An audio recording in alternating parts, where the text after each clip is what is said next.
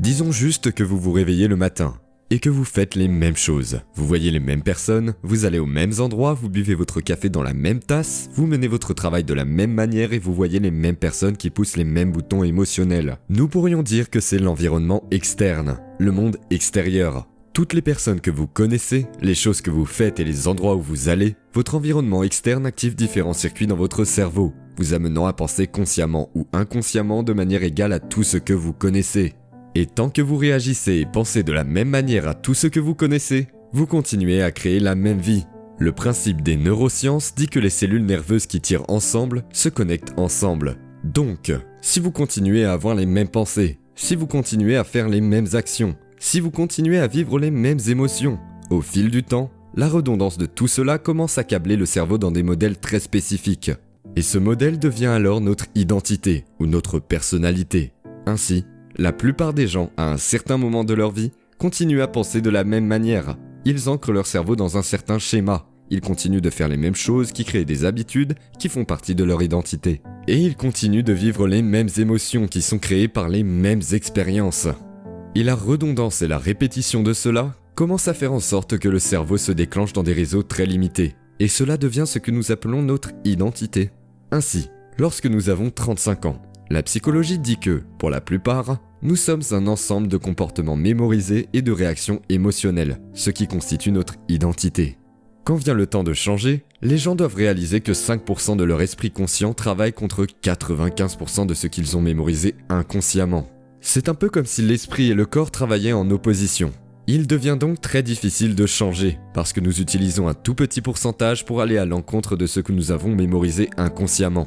La neuroplasticité dit que vous êtes en fait biologiquement changé par chaque pensée, chaque nouvelle chose que vous apprenez, chaque nouvelle expérience que vous créez, chaque nouveau choix que vous faites, chaque nouveau rêve que vous faites. Votre cerveau commence à tirer dans de nouvelles séquences, de nouveaux modèles et de nouvelles combinaisons.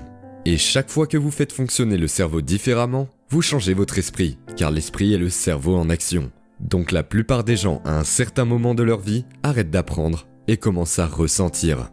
Et lorsque les sentiments deviennent le baromètre du changement, nous nous éloignons toujours de la grandeur. Parce que lorsque vous changez, cela signifie que vous allez devoir sortir de votre état de repos de 1, et de 2, vous allez devoir vous sentir un peu mal à l'aise. Dès que nous commençons à nous sentir mal à l'aise, la plupart des gens se disent « Je veux revenir à cette identité familière ». Alors voici comment ça marche physiologiquement. Si vous avez une pensée, chaque fois que vous avez une pensée, vous fabriquez un produit chimique dans votre cerveau. Si vous avez une pensée élargie ou une pensée illimitée, vous activez un ensemble de circuits dans votre cerveau dans une séquence et un modèle très spécifique. Ces circuits produisent un niveau d'esprit qui signale à une autre partie de votre cerveau que vous allez commencer à ressentir exactement ce que vous étiez en train de penser, grandiose ou illimité. Si vous avez une pensée négative ou une pensée malheureuse, vous activez un ensemble différent de réseaux neuronaux, une combinaison et une séquence différentes qui produisent un niveau d'esprit différent, qui active un mélange différent de produits chimiques pour que vous vous sentiez exactement comme vous étiez en train de penser, négatif ou malheureux. Maintenant, au moment où vous commencez à ressentir la façon dont vous pensez, parce que le cerveau est en communication constante avec votre corps, vous commencez à penser de la même façon dont vous vous sentez. Ainsi, vous commencez à ressentir la façon dont vous pensez, à penser la façon dont vous ressentez et ressentir la façon dont vous pensez. Et le cycle de penser et ressentir au fil du temps conditionne le corps à mémoriser cette émotion mieux que l'esprit conscient. Chaque fois que le corps sait mieux que l'esprit, cela s'appelle une habitude. L'habitude, c'est quand le corps est l'esprit. Ah, ce n'est donc pas la poule et l'œuf. Ce n'est pas le corps qui contrôle l'esprit ou l'esprit qui contrôle le corps. Non, c'est un état d'être. Parce que lorsque l'esprit et le corps travaillent ensemble, cela s'appelle un état d'être. Maintenant, les pensées sont le langage du cerveau. Et les sentiments le langage du corps. Donc quand vous commencez à penser et à ressentir dans un certain cycle, vous créez un état d'être. Comme je l'ai dit, 95% de ce que nous sommes à l'âge de 35 ans est un ensemble de comportements mémorisés qui fonctionnent inconsciemment dans les coulisses de notre conscience. Voici un bon exemple. Vous ne pouvez pas vous souvenir consciemment d'un numéro de téléphone. Il faut avoir plus de 35 ans pour ça. Vous ne pouvez pas vous souvenir consciemment d'un numéro de téléphone, mais vous allez vers le combiné. Vous le prenez, vous regardez le clavier et vos doigts composent le numéro.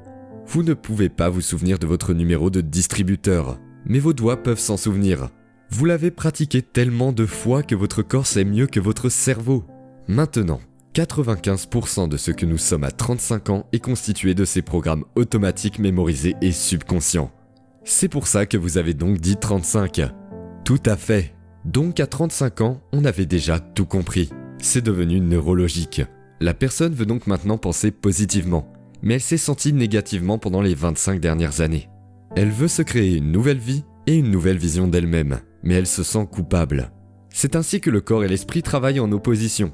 Nous devons reconditionner le corps à un nouvel esprit, et quand le corps devient l'esprit, quand je disais que changer c'est de penser plus grand que le corps, ce que je veux dire par là, c'est que nous devons penser plus grand que les émotions mémorisées que le corps a reconnues ou avec lesquelles il s'est familiarisé.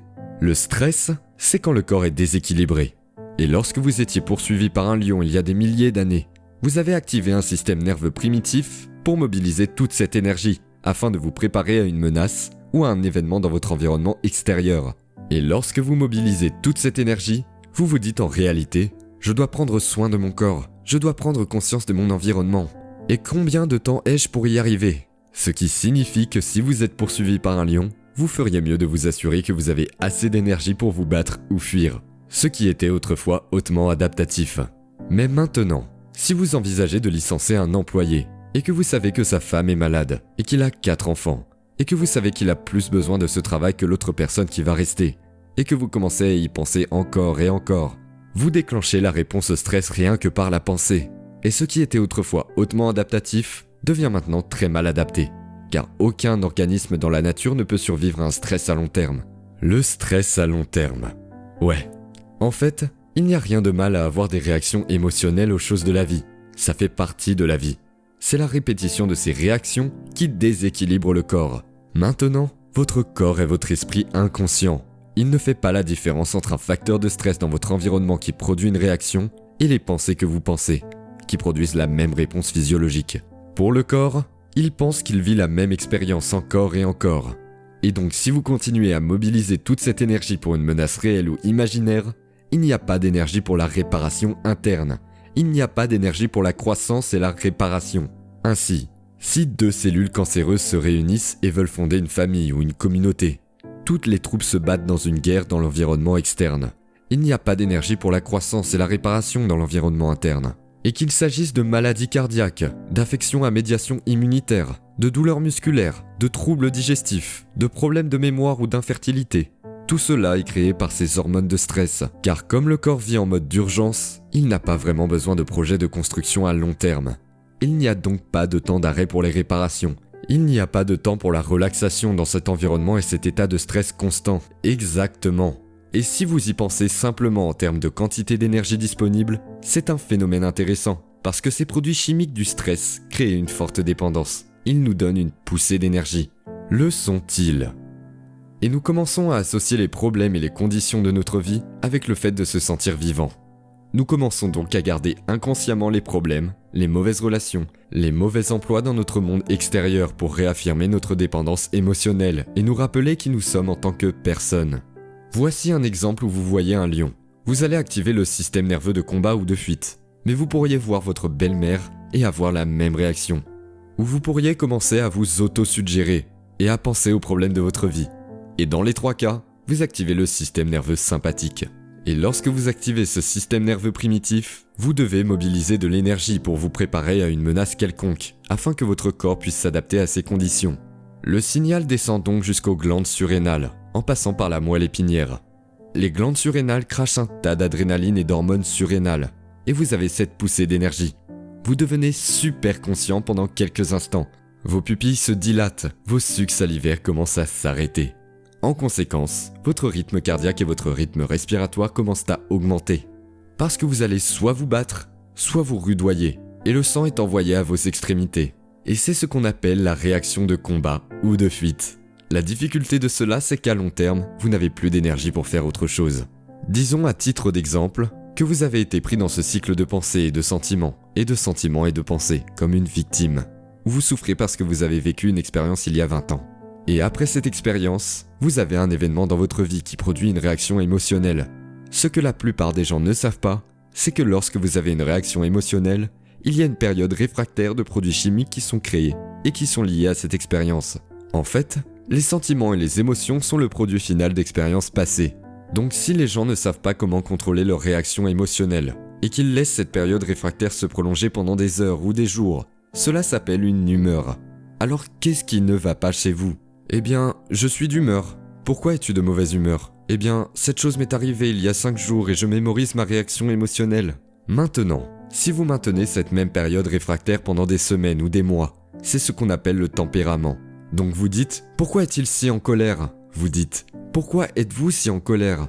Eh bien, cette chose m'est arrivée il y a 11 mois, la même période réfractaire qui n'en finit pas.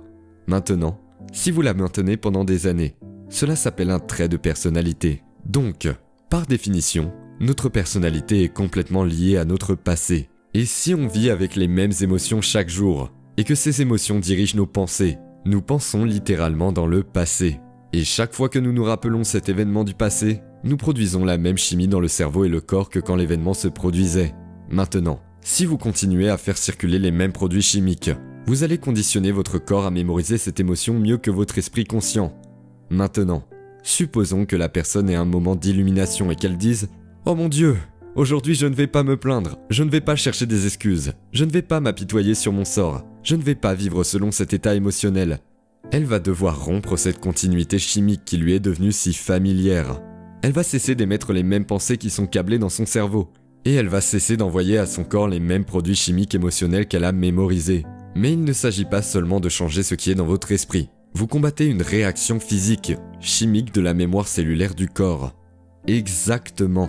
Et au moment où vous interrompez cette continuité chimique, le corps, qui est devenu l'esprit, commence à envoyer des signaux au cerveau. Donc vous avez commencé avec de très bonnes intentions et tout d'un coup, 2 heures après, les cellules du corps se réunissent et disent « Hey, nous avons modifié nos sites récepteurs pour recevoir plus de produits chimiques de culpabilité. » Et tout d'un coup, vous allez arrêter après 20 ans de cela. Donc le corps envoie un signal au système nerveux central. J'appelle ça la voie rapide. En même temps au niveau chimique, ces peptides que nous produisons signalent que nos sentiments commencent à baisser parce que vous ne ressentez plus de souffrance.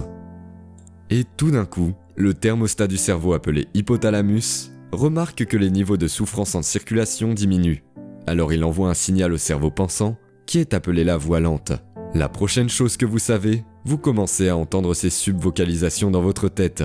Ce bavardage qui s'affole, qui commence à dire comme « Vous devriez peut-être commencer demain. Demain serait un meilleur jour. » Ou « Ça ne va pas. On ne peut pas faire comme ça. » Et donc le corps. Quand je dis que les changements sont plus grands que le corps, je veux dire littéralement que vous devez surmonter le bavardage et les voix dans votre tête.